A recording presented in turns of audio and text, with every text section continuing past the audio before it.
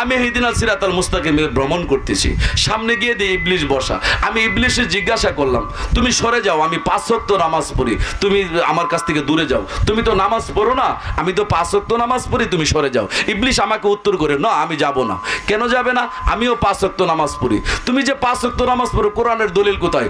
নামাজ মানে আল্লাহকে সেজদা দেওয়া, নামাজ মানে আল্লাহর অনুগত্য করা। সূরা রাদের 15 নম্বর আয়াত খুলে দেখো, আসমান জমিনে যা কিছু আছে ইচ্ছায় অনিচ্ছায় আল্লাহ পাকের সেজদা করে। আমি ইবলিশ তো আসমান জমিনের ভিতরে, আমারে বাদে তো আল্লাহ বলে নাই, আমিও আল্লাহরে সেজদা করি। আর আমি যদি আল্লাহরে সেজদা না করতাম তো আল্লাহ আমার সভাপতি বানাইতো না।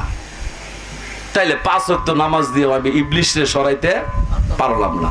আমি বললাম, আমি তো 1000 গুড়ার একটা তসবিহ লইছি, লইয়া ঘরের ভিতরে বয়ে বয়ে বলি, সুবহানাল্লাহ সুবহানাল্লাহ আলহামদুলিল্লাহ আলহামদুলিল্লাহ জপি। হে ইবলিশ, তুমি আমার রাস্তার থেকে সরে যাও, কারণ আমি তসবিহ জপি, তুমি তসবিহ জপো না।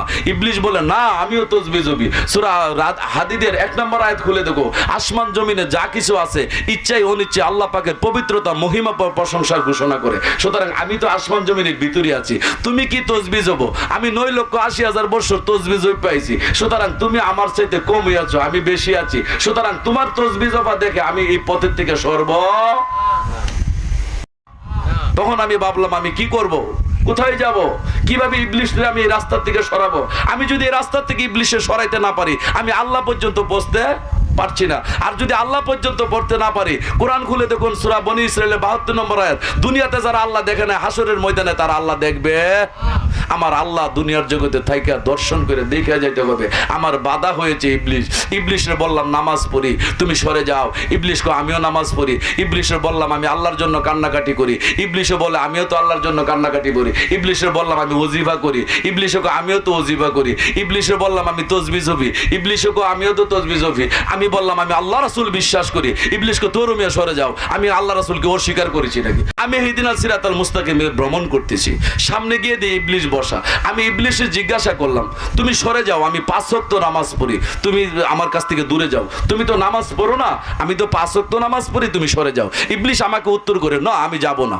কেন যাবে না? আমিও 5 ওয়াক্ত নামাজ পড়ি। তুমি যে 5 ওয়াক্ত নামাজ পড়ো, কোরআনের দলিল কোথায়? নামাজ মানে আল্লাহকে সেজদা দেওয়া, নামাজ মানে আল্লাহর অনুগত্য করা। সূরা রাদের 15 নম্বর আয়াত খুলে দেখো, আসমান জমিনে যা কিছু আছে ইচ্ছায় অনিচ্ছায় আল্লাহ পাকের সেজদা করে। আমি ইবলিশ তো আসমান জমিনের ভিতরে, আমারে বাদে তো আল্লাহ বলে নাই, আমিও আল্লাহরে সেজদা করি। আর আমি যদি আল্লাহরে সেজদা না করতাম তো আল্লাহ আমার সভাপতি বানাইতো না। তাইলে 5 ওয়াক্ত নামাজ দিয়ে আমি ইবলিশরে সরাইতে পারলাম না। আমি বললাম, আমি তো 1000 গুড়ার একটা তসবিহ লইছি, লইয়া ঘরের ভিতরে বয়ে বয়ে বলি, সুবহানাল্লাহ সুবহানাল্লাহ আলহামদুলিল্লাহ আলহামদুলিল্লাহ জপি। হে